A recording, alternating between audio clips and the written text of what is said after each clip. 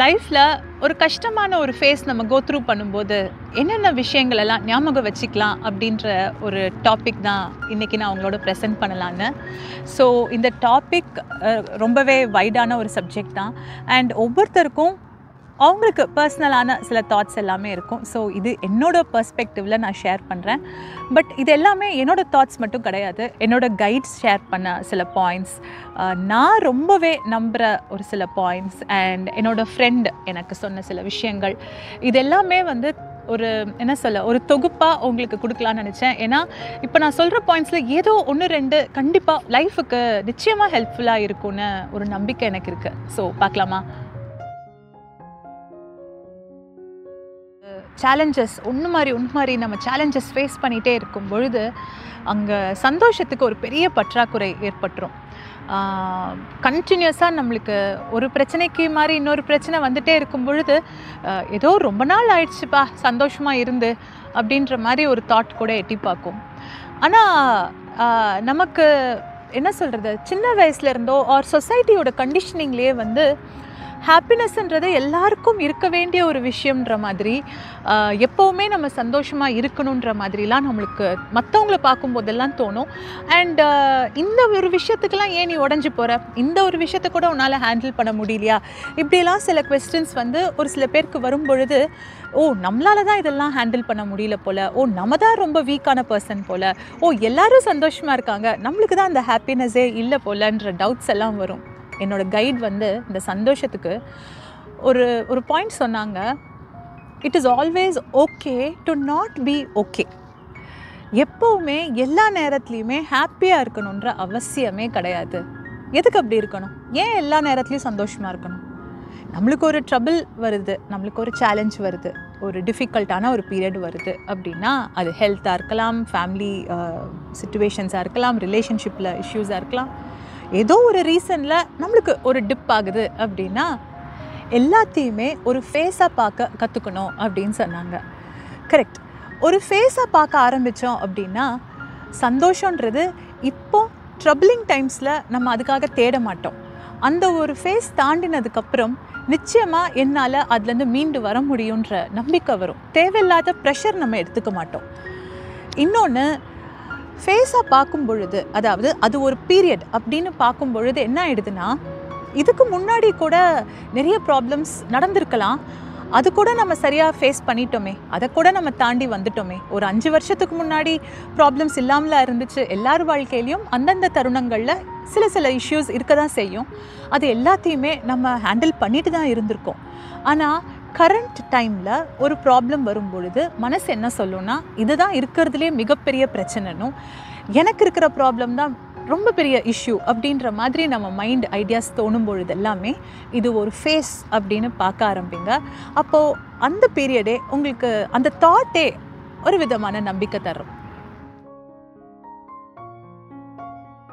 ரெண்டாவது பாயிண்ட், என்னோடய ஃப்ரெண்டு வந்து ஒரு டிஃபிகல்ட்டான ஒரு பீரியட் கோ த்ரூ பண்ணிகிட்டு இருந்தாங்க. ஸோ அதை பற்றி நாங்கள் கேஷுவலாக பேசும்பொழுது அவங்க சொன்ன ஒரு விஷயத்தை உங்களோட ஷேர் பண்ணணும்னு நினைக்கிறேன்.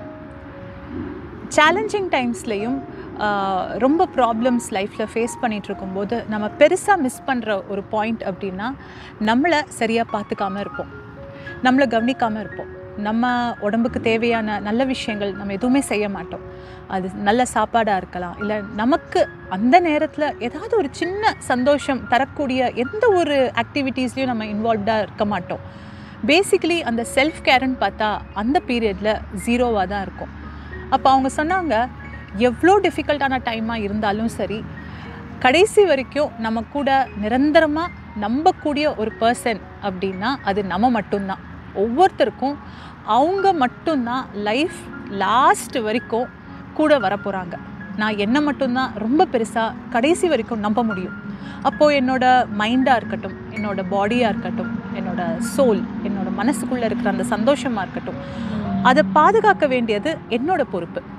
நான் என்ன காரணம் வேணாலும் சொல்லலாம், இல்லை இந்த பீரியட் எனக்கு ரொம்ப டிஃபிகல்ட்டான பீரியட், நான் என்னை பார்த்துக்கல, ஆர் ஏன் ஹெல்த் வந்து ரொம்ப அஃபெக்ட் ஆகிடுச்சு, எனக்கு அதுலேயே கஷ்டமே நான் ஃபேஸ் பண்ணிகிட்ருக்கேன், அதனால நான் என்னை பார்த்துக்கல, இப்படி என்ன ரீசன் சொன்னாலும் நமக்கே செய்கிற மிகப்பெரிய ஒரு துரோகம் மாதிரி. ஸோ கஷ்டங்கள் வந்தாலும், என்ன ஒரு சேலஞ்சிங் டைம்ஸ் நம்ம ஃபேஸ் பண்ணிட்டு இருந்தாலும், நீங்கள் உங்களை கைவிட்டுறாதீங்க. உங்களுக்கு நீங்கள் மட்டும்தான் கடைசி வரைக்கும் வரக்கூடிய மிகப்பெரிய ஒரு துணை இல்லையா? ஸோ அந்த செல்ஃப் கேர் ரொம்ப ரொம்ப இம்பார்ட்டண்ட். அது மென்டல் ஹெல்த்தாக இருக்கலாம், இல்லை ஃபிசிக்கல் ஹெல்த்தாக இருக்கலாம். நீங்கள் உங்களை பார்த்துக்கிறது ரொம்ப ரொம்ப முக்கியம். ஸோ அதில் மட்டும் மிஸ் பண்ணிடாமல் இருக்கணும். அடுத்து சொல்ல போகிற பாயிண்ட் வந்து, நான் ரொம்பவே நம்புகிற ஒரு விஷயம். நான் என்னோடய ஃப்ரெண்ட்ஸ் யாராவது ஒரு டிஃபிகல்ட் டைம் கோ த்ரூ பண்ணாலும் நான் சொல்கிற ஒரு ஃபர்ஸ்ட் பாயிண்ட்டாக தான் இது இருக்கும். ஹெல்ப் கேளுங்க. ஸோ ஹெல்ப் கேளுங்கன்றது நான் பர்சனலாக எக்ஸ்பீரியன்ஸ் பண்ண ஒரு விஷயத்தை தான் உங்களோட நான் ஷேர் பண்ணுறேன். எந்த ஒரு டிஃபிகல்ட் டைமாக நம்ம கோ த்ரூ பண்ணிகிட்டு இருந்தாலும் நம்ம ஒரே ஆங்கிளில் தான் பார்த்துட்ருப்போம். இப்போ ஹெல்ப் கேளுங்கன்னு நான் சொல்லும் பொழுது, என்னால் ஹேண்டில் பண்ண முடியாதா, நான் ஏன் வந்து இன்னொருத்தங்கள்கிட்ட போய் ஹெல்ப் கேட்கணும், ஆர் நான் இன்னொருத்தங்கள்கிட்ட ஹெல்ப் கேட்குறனால நான் ஒரு வீக்கான பர்சனாக ஆகிடுவேனா? ஸோ இந்த டவுட்ஸ் எல்லாம் உங்களுக்கும் இருக்கலாம், இல்லை உங்கள் கூட சேர்ந்தவங்களுக்கும் இருக்கலாம். பட் என்னோடய பாயிண்ட் நான் என்ன சொல்ல வரேன்னா, ஹெல்ப் கேட்கணுன்றது சரியான மனிதர்கள்கிட்ட நம்ம போய் சஜஷன்ஸ் கேட்குறதோ இல்லை ஒப்பீனியன் கேட்குறதோ, அதுக்கான பின்னாடி இருக்கிற ஒரே ஃபேக்ட் என்ன சொல்ல வரேன்னா, ஒரு டிஃப்ரெண்ட்டான ஒரு பெர்ஸ்பெக்டிவ் கிடைக்கும். இப்போது ஒரு ப்ராப்ளமில் நம்ம மாட்டிகிட்ருக்கோம், ஒரு ட்ரப்ளிங் ஃபேஸ் நம்ம கோ த்ரூ பண்ணிகிட்ருக்கோம் அப்படின்னா, நமக்கு ஒரே விதமான ஒரு ஐடியாலஜி தான் இருக்கும், ஒரே கண்ணோட்டத்தில் தான் நம்ம பார்ப்போம். நம்மளுக்கு வேறு ஒரு ஆங்கிளே கிடைக்காது. அந்த ஒரு ப்ராப்ளம்லேருந்து நம்ம என்ன டிரைவ் பண்ணுறோன்றது எவ்வளோ டைம் ஆனாலும் அந்த டெரிவேஷனுக்கு ஒரு டிஃப்ரெண்ட்டான ஒரு வியூவே கிடைக்காது. ஆனால் அதே நேரத்தில் நம்மளை விட இன்னும் பெட்டராக எக்ஸ்பீரியன்ஸ் ஆனவங்க, நம்மளை விட எல்டர்ஸ், நம்மளை விட மென்டார்ஸ், ஸோ இவங்கக்கிட்ட நம்ம போய் அந்த ப்ராப்ளமை ஷேர் பண்ணும் பொழுதோ இல்லை அட்வைஸ் கேட்கும் பொழுது அவங்க கொடுக்குற வியூ ரொம்பவே டிஃப்ரெண்ட்டாக இருக்கும். அவங்க கொடுக்குற வியூ நிச்சயமாக நம்மளுக்கு ஏதோ ஒரு வகையில் ஒரு சொல்யூஷன் கொடுக்கும். ஸோ இது நம்ம வீக்கான பர்சனாக ஸ்ட்ராங்கான பர்சனாக டிசைட் பண்ணக்கூடிய டைம் கிடையாது. எந்த அளவுக்கு முடியுமோ, நீங்கள் எவ்வளோ நாள் அந்த ப்ராப்ளமில் சிக்கிட்டு இருக்கீங்களோ அதுலேருந்து வெளியே வர்றதுக்கான ஒரு சின்ன ஒரு முயற்சி தான் இந்த ஹெல்ப் கேட்குறதும் அட்வைஸ் கேட்குறதும். ஸோ இந்த டாப்பிக்கில் நான் சொன்ன விஷயங்கள், ஃபர்ஸ்ட் பாயிண்ட், எப்போவுமே சந்தோஷமாக இருக்கணுன்ற ப்ரெஷர் இல்லாமல் நம்ம இருக்கிறதே நம்மளுக்கு ஒரு விதமான சின்ன ஒரு ரிலாக்ஸேஷன் அப்பப்போ கொடுக்கும்னு நினைக்கிறேன். So it's always okay to not be ஓகேன்றதை ஞாபகம் வச்சுக்கோங்க. அண்ட் கஷ்டமான தருணங்கள் அந்த டைம்ஸில் நம்மளுக்கு என்னவோ இப்படி தான் நிரந்தரமாக இருக்க போகுதுன்னு நம்மளுக்கு தோணும். பட் அது உண்மை கிடையாது. இதுக்கு முன்னாடியும் நம்ம கஷ்டங்களை கோ த்ரூ பண்ணியிருக்கோம், அதுலேருந்து நம்ம ஜெயிச்சிருக்கோம், வெளியே வந்திருக்கோம். ஸோ இதுவும் ஒரு ஃபேஸ் மாதிரி பாருங்கள். ஃபேஸ் மாதிரி பார்த்தா அந்த காலமும் சீக்கிரமே கடந்துடும்ன்ற ஒரு நம்பிக்கை வரும். ரெண்டாவது, செல்ஃப் கேர். எவ்வளோ டிஃபிகல்ட்டான டைமாக இருந்தாலும் நீங்கள் உங்களை மறந்துடாதீங்க, உங்களை விட்டுறாதீங்க. உங்களுக்கு தேவையான எல்லா நல்லதும் உங்களுக்கு கொடுத்துக்கிட்டே இருங்க. ஏன்னா நமக்கு ரொம்ப முக்கியம். அண்ட் மூணாவது, சரியான மனிதர்களிடம் ஹெல்ப் கேளுங்க, சப்போர்ட் கேளுங்க. நமக்கு எப்போவுமே அந்த சப்போர்ட் கிடைக்கணும். அண்ட் அந்த சப்போர்ட் மூலமாக நம்மளுக்கு வேறு ஒரு ஐடியா, வேறு ஒரு ஆங்கிள், அதே ப்ராப்ளம்க்கு ஈவன் சொல்யூஷன் கூட கிடைக்கிறதுக்கு வாய்ப்பு இருக்குது. ஸோ உங்களை ஒரு 4 செவத்துக்குள்ளே அப்படியே ரெஸ்ட்ரிக்ட் பண்ணி வைக்காமல் கொஞ்சம் வெளியே வாங்க. வெளியே வந்தீங்கன்னா நமக்கான வழி நிச்சயம் தெரியும். So on that positive note I am signing off. Thank you so much இவ்வளோ நேரம் கேட்டதுக்கு. உங்களுக்கு இந்த வீடியோ பிடிச்சிருந்துச்சுன்னா கண்டிப்பாக லைக் பண்ணுங்கள். T2 with Shweta சேனலுக்கு சப்ஸ்கிரைப் பண்ணிக்கோங்க. See you again.